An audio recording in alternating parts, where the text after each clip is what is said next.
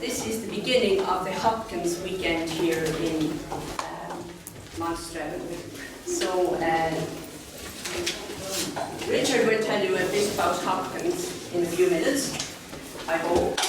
But I'd also like to say welcome to our speakers, whom Richard will introduce and ask to say a few words in a minute, and to our local politicians, Trish Ryan and Kevin Duffy. And welcome to Eugene, who's going to play the flute every now and then first. And Fiona O'Loughlin. And Fiona O'Loughlin. Fiona's there as well, is she? She's not going to play the flute.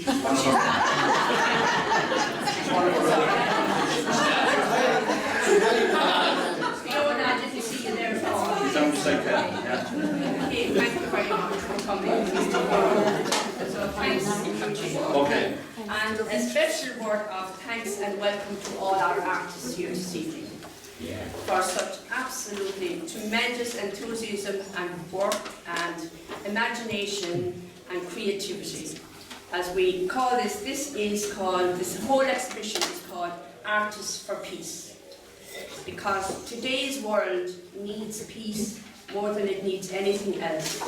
And our future young people all need a world of peace and security. Isn't that right? Mm-hmm. Yes, you do. So it is just wonderful. So that is the, I suppose that is the theme, or not necessarily the theme, but that is what gathers us together. So we're like a community of local artists who are conscious of trying to create a world of peace. That our next generation, ourselves and our next generation, can live with security and with love and with friendship for each other. Now, I'd like to draw special attention to a lot of the artists, but I can't because there are so many. But we have up here a very special section, which we call the children. But I think in another way, it is so many others who have invaded their space because we ran out of space, that we can call some of it the corner of Brendan Higgins, so it's just arrived on the scene. Brendan does fantastic work in our local community in enabling young people, adults and older people, and people with all kinds of abilities to create and allow their imagination to flow. So Brendan is preparing the next generation of artists to come along. And we have people here, the youngest I saw was 5, and is this the 5-year-old? Yeah. Oh, wow. Now, that is the 5-year-old. Is the 5-year-old here today? No. No. But isn't that fantastic for 5-year-olds? So that's what I mean. It's just wonderful. Right up to, I see a 16-year-old here, and then we come over here and we see Angela. Where is Angela? Yeah. Ah, Angela, welcome. So Angela is a very special girl who has done all this artwork here. Isn't that marvellous? Yeah.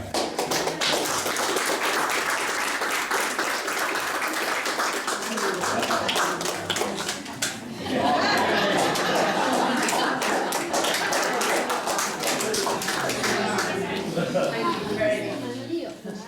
And then we have people from the daycare centre, because Brendan also teaches in the daycare centre. So we have people who are just starting to do art, who have never done it in their lives before. So it's a wonderful occasion for us here in Monstrevin to celebrate the artists among us, or the images that are emerging within us, and we give expression to through art. And we all know that all those images are images of God. Now, there's one painting here, and it's called Hurt. I didn't get to rename it on a piece of paper because I have decided that that work of art is not just hurt, but it is healing. Because the teardrop is very vibrant and bright. So, yeah, it will be renamed. It's in your brochures as Hurt and Healing. because I think that is what art also does. It enables us to become healed, become whole people. And all forms of art, whether it is poetry, prose, painting, sculpture. This is sculpture. Now, I was going to put the tear or the hurt one here on the altar, but we put the Mad Hatter's Party on the altar because maybe it's an appropriate place for it. We all have Mad Hatter's parties at times, don't we? Yeah. But this, again, this art form, we have never had it here before in our exhibitions, so it's just so wonderful, and you'll see it all over the place. And we could go right down through. And the only person who isn't a Monstrevan person in our whole exhibition is the person who was exhibited in the front room, and he is Jan Ryan Hakasimana, and he is from Burundi. He cannot be here with us this evening and sends his apologies. And I have known Jan for the last 14 years or 15 years. And his work tells its own story, as all our works do. So we think of Jan, because I said to Jan, someday I'll get you an exhibition in the Midlands. And that's how the inspiration for this happened. So we think of Jan this evening who can't be with us. Now I think that's enough for me. But I call on Richard, early Richard, who is going to introduce our speakers, or call on our speakers, as they were. Richard is the chairperson of the Monstrevan Hopkins Society. And without Richard, this society would not continue to exist. Even though he sometimes says, oh, but that's true. Now, Richard, would you like to say it? On behalf of the Hopkins Society, I'd just like to thank Sister Anne and Sister Angela and all the sisters for putting their house available to us for this wonderful exhibition. I think we should give them a round of applause.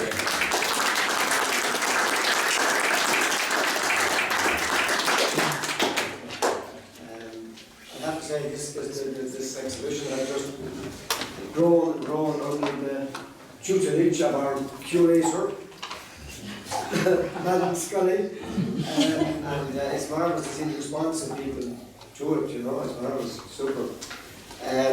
Very briefly, those of you that I haven't already told about Hopkins came to Ireland, came to Monasterevin about 7 times, and we're still trying to find out who introduced them to the Cassidys, but in any event, the Cassidys made him very welcome here in Monasterevin, and he wrote quite a number of letters to his friends and to his mother, saying how much he liked coming to Monasterevin, and even went so far as to describe the kindness and hospitality he got from Miss Cassidy as one of the props and struts of his existence, which I think is quite a compliment. So he was in Dublin and things were going a little bit difficult at times when he was in Dublin. So Monasterevin was a sort of a retreat, a happy retreat for him. And he spent his last Christmas and New Year's Day here in Monasterevin and did a little sketching down by the river, drawing of the river and some bushes that were on the far side of the river. So he really enjoyed his time here, and he wrote a poem which is described as an unfinished poem about 2 little children who would have been a niece and a nephew of the 2 sisters that were staying, who were in Cassidy's. Mary Cassidy was an elderly woman, he described her as an elderly woman, and then her sister Eleanor, who was a widow. And her husband was a gentleman in Pueblo, and his name actually was Daniel O'Connell Pueblo. And Daniel O'Connell apparently stood for him when he was baptised, and he kept the title Daniel O'Connell as his Christian name. But he died just about 10 years after, back around 65. But in any event, that's Hopkins. It gives me great pleasure to introduce to you 2 of our speakers.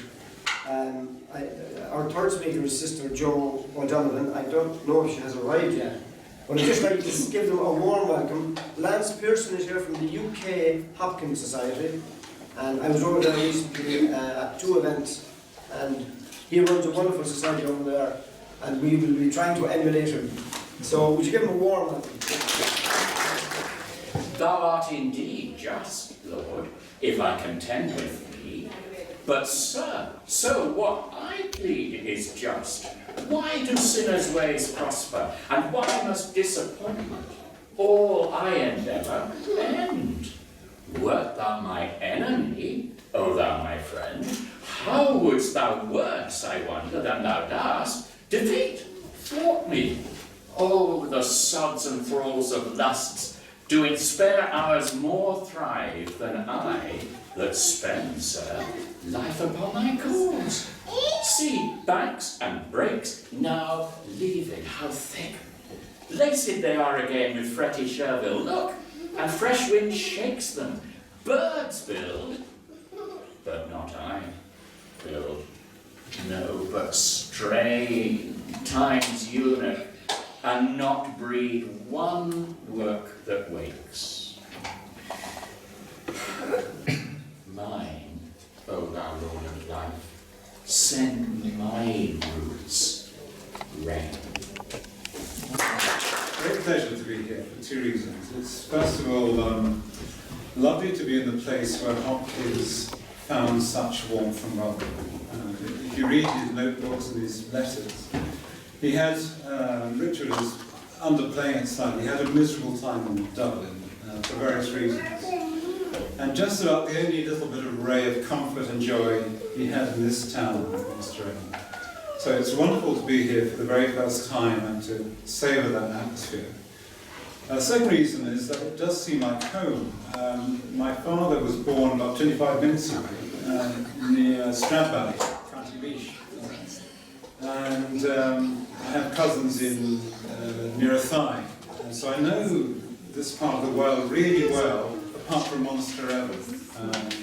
So it does feel like coming home. We used to go on holiday in the 1960s to Stradbally and that area. So it's really great to come up this way again.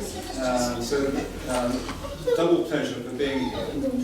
I'm going to be doing a talk, not a lecture. I don't want to put you off, but I'm not an academic. I'm a humble poet. And I shall be giving a talk about Hopkins and T.S. Eliot, who was, I suppose, the sort of Hopkins of the 20th century. Hopkins was the Eliot of the 19th century. And they were very opposite in many ways. They're both quite gloomy in many ways. Eliot, particularly because he made a disastrous marriage to a woman who unfortunately had mental health issues, and sort of resulted in a breakdown for Eliot. Hopkins had like a protracted breakdown in Dublin. So they had their dark sides, but they also had their bright sides as well. And just looking at these paintings, I can see Hopkins everywhere. He loved trees, skies, water, and that was his great strength, was to write about the natural world in this incredibly vivid way. And that's partly what I'll be celebrating as well. So that's in the morning at, I think, 10 o'clock. Is that right? That's right, yes. In Moore Abbey. Moore Abbey, yes. And in the afternoon, if you haven't got sick of me, I'm doing a reading of my own from my latest book. So that's me. Very good. So, great, thanks to everybody, and you won't believe this, but I was actually born around Stradbally too. My father's born in Timahoe. Oh, yes. Yes, my father was born halfway between, well, I was born halfway between the Heath and Stradbally. Oh, right, in there in the heart. well. Just underneath that. Isn't that interesting now? Yeah. So you know that area well. Yes, beautiful. So I'd like also to say thank you to the Tidy Towns, to all the people who have decorated the whole place, both inside and outside, to Carmen McAlinden for all the beautiful floral arrangements. It really is fabulous. To all the people who baked, I see them around the place everywhere. They are wonderful people, that every time we have an event, the goods come in. and everybody is fed. So it's wonderful. To the Nis and Natter group, which is a wonderful group. We lit and we natter. And you could hear us laughing up at the canal. And then the wellness group on a Monday as well, that keeps us all sane and able to cope with life at times, and again we have great laughter. So they are, and so many other people that really it is impossible to mention, because people unknown to us have been actually organising this weekend as well. So it's really wonderful. So thank you all very, very much. So now we will call on, we had 2 down to officially open the weekend and the exhibition and all, but we now have 3, because we have to give Fiona a little voice as well, won't we?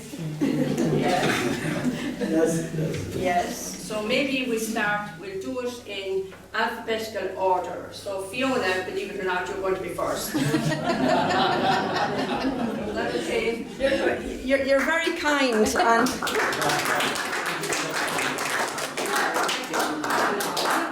great pleasure to be here. And I came honestly just to support the festival, to see the wonderful artwork, and to support our 2 new councillors in Monastravan as well. I wasn't expecting to say a few words, but you're very kind to ask me to do so.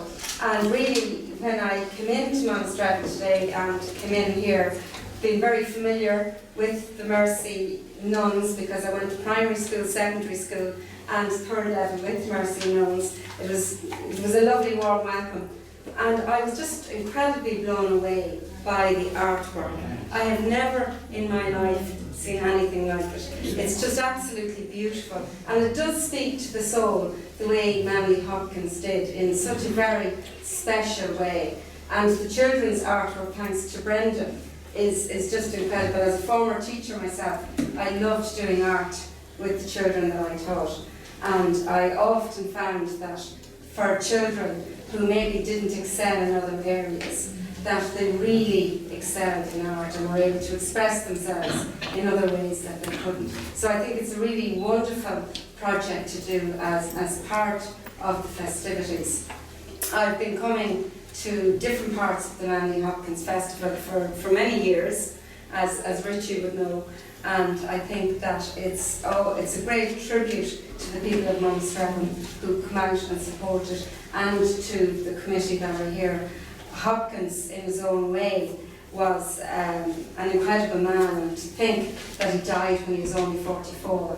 And when we look at the body of work that he produced and the way he impacted on so many people, and just reflecting on his poetry, I think that the way we see language being used at the moment in our world, in our difficult world, the way we see language being used as a form of hatred, as a form of racism, and the way we see it on social media, attacking people.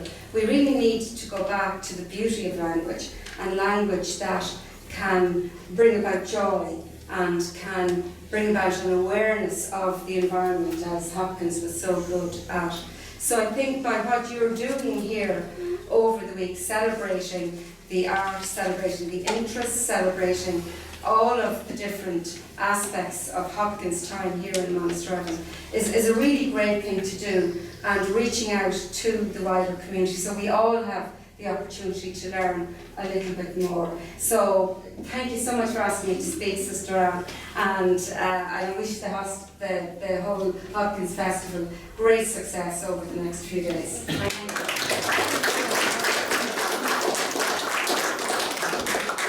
Next is Kevin.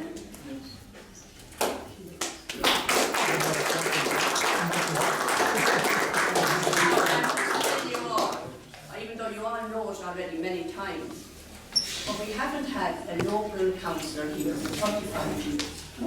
And this year we had 2 elected. So we're so delighted, proud, and we put so much trust and faith in you. No pressure then. No pressure. To create a better world for our kids and our future and our world. All yours. Thank you. welcome everyone. It gives me great pleasure to be here today for the opening of the annual Hopkins Festival. It's a fantastic occasion. It's amazing to see the amount of artwork that you have here, and to hear it's all pretty much from Monastravan is quite amazing as well. I guess the honour of being open to the festival, Manley Hopkins Society and the annual event has been held in Monastravan since 1988, which is, I remember growing up in Monastravan and hearing about the Hopkins Festival and sort of engaging in some of the things but not quite fully understanding, and looking back now, I guess, to realise how important it is and how lucky we are to have it in Monastravan. It's important that it continue to grow in the years to come. Hopkins enjoyed, as we heard, many visits to Monastravan, and you can understand why he would leave the hustle and bustle of Dublin to come down to Monastravan to get away for the peace and quiet, the sanctuary and tranquility that Monastravan offers, and we still have that today. We look around Monastravan and our biggest assets are our rivers, our canals, you know, all the beautiful scenery we have. That Hopkins would have written poetry about nature. And I guess we gotta think back to that and how we re-grasp that. And as Richard mentioned, being friends of Cassidy, I'm sure he enjoyed a nice glass of whiskey. I'd just like to congratulate the Monastravan Hopkins Society for another wonderful programme of events. We have, obviously, as we talked about, the art display here today, which is fantastic and been curated by Anne, which is very well done, so congratulations on that. We have the concert tonight, which I'm sure will be an amazing event. I look forward to it myself, and a series of readings tomorrow. It's truly a wonderful festival of art and culture, and when we look around at the events that we see in our town, and there is so many of them over the summer period, it is great to see events like this mixed in for both our young and old. And I had the privilege of attending a event the other day during the week in relation to climate change in Kildare, and it's important that we engage our kids and young people of our society in such a variety of activities, whether it's the arts, the culture, climate change, sport, that they have that variety and able to get that variety in our community. So I'd like to thank the Society for the invite today, and wish them all the success this weekend and into the future. And thank you for coming along.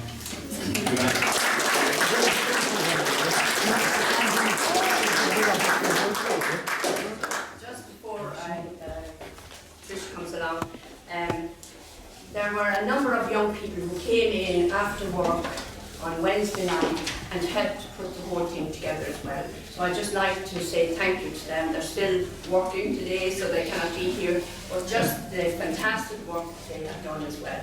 And also the men's shed.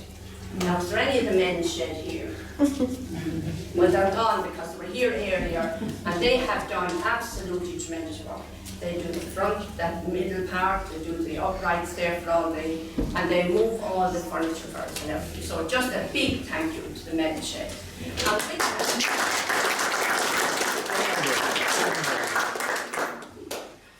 Thank you very much. Thank you all. I'm absolutely delighted to be here as well. I have to be very honest, I wouldn't know a huge amount about poetry. I'm very much into the art. Having studied art and design for a long time, way back. And I'm amazed at the colours, I'm amazed at the different sceneries. I'm flabbergasted. I think it's absolutely brilliant. I think for here in Monastravan, I think to have something like the Manley Hopkins Society is amazing. It's great for the tourism, it's great for us here in the town, and we certainly have a great committee, and we're very grateful for that. I'm looking at some of the paintings, and you were talking about the daycare centre, which I'm involved with, and to see that Brendan had done, and I'm not picking any particular paintings or anything, but I'm just saying to see that Brendan had done so much work with the daycare centre that I'm involved with is absolutely amazing. I love the sculptures, I think they're absolutely fantastic. And Fiona spoke about how, I suppose, art can work for people in different categories and how it can help children and people with mental health. And I would have worked with children that had mental health issues like autism and ADHD, and I certainly found that the art was the way to go with them.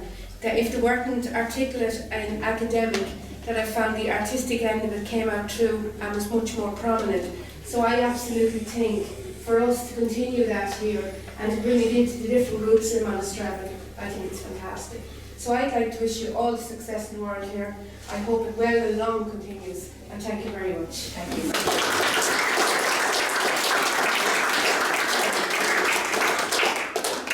I won't say we'll get treble grants for next year. Because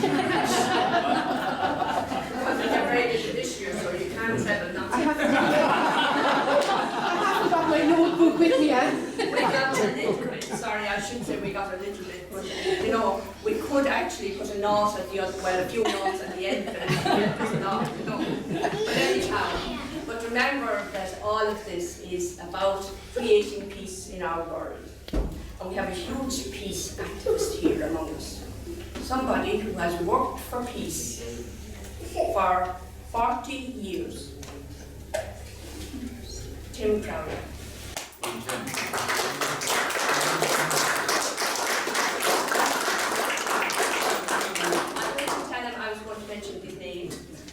Because he would die and he'd be gone by now. So I'm not going to ask you to speak to him because I know that you don't want to do that. But it's just to say that Tim is just one of those stalwarts for peace. And our world needs all of us doing our little bit for peace. And Hopkins himself tussled with trying to get peace within his own mind and trying to get peace in the world in which he lived in. He was tormented both by the lack of the beauty and everything else. So he wrote poems about beauty and that, but it was to try and escape from the awfulness of life. So we too have to try in our different ways in doing that. Anyhow, I better finish up there. What do you think? And just say to everybody, enjoy the evening, and we're going to play it out with Eugene. Yeah.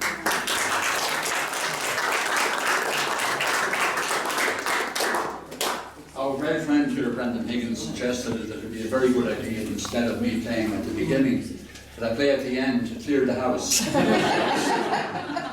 So anyway, he's probably Anyway, I just want to play a little piece, and I remember learning this song in school, and this beautiful weather over the last few days has inspired me to play this little piece, and it's called Hubba Féin an Saoil. We have taken summer with us. Okay.